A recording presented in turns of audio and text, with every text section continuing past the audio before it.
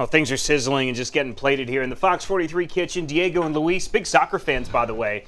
Thank you guys for apologizing about Team USA. We'll be all right. Okay, All right, we're going to pick things up 4 years later and be right back at it. Next World Cup. Chellas Arepas, you guys are really talented at what you do, and you're showing off something that's rather unique, playing with pork belly today. Absolutely. Talking about growing up a little bit with pork belly, it was a treat.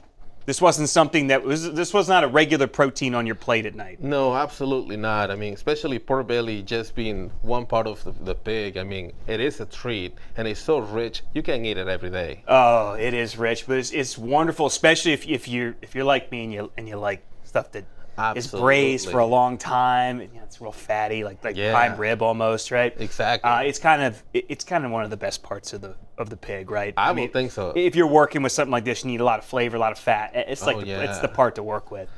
We braise our pork belly for 8 hours. You were telling me 8 hours. That's right, 8 hours with our gluten-free soy sauce, a little ginger, spices. I mean, it just melts in your mouth. Okay, so that's the pork belly.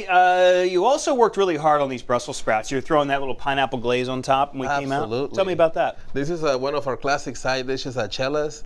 Our blister Brussels sprouts with a pineapple pepper glaze. They're nice and crunchy. A little bitterness from the sprout, and then you get the sweetness and a little bit of the pepper flavors. I'm gonna break a rule. We usually wait until all of us are here to try this, but I'm gonna bite into this with the pineapple. Charred though, right? Like really, you want to get this really charred. Almost like if it was baked. What's the thought process with that? So as it chars, it becomes a little bit bitter, and the flavors of the cabbage come through, but then the sweetness comes over as well. And so it's a nice play on flavor of bitter from one end and sweet on the other end. You almost need the sweetness though. Exactly. When it's charred. You have to have that pineapple. That's right. Remember we were in grade school and we used to say, "Ew, Brussels sprouts, gross." This is the best vegetable out there. Not this one. Eat your greens. Eat your greens, even if they're charred. Okay, and then tell us about this. And here we have the pork belly arepa, homemade pickles with carrots, same pork belly that we use. Of course, the classic arepa, and our sriracha homemade sauce. Oh, fantastic! Nice and tangy, a little bit of heat. Oh, great. Well, let's tell people where you are. I know you guys, you're dealing with the storms too. There's a lot of power outages over in Lancaster and everything else. Yeah. Let's pop up. Yeah. You guys are working through it, right? Yeah, we're working through it. We were, blessed and lucky that we didn't lose power. So we were open during the weekend. But you can find us, on 1830 Hempstead Road in Lancaster and 325 Queen Street.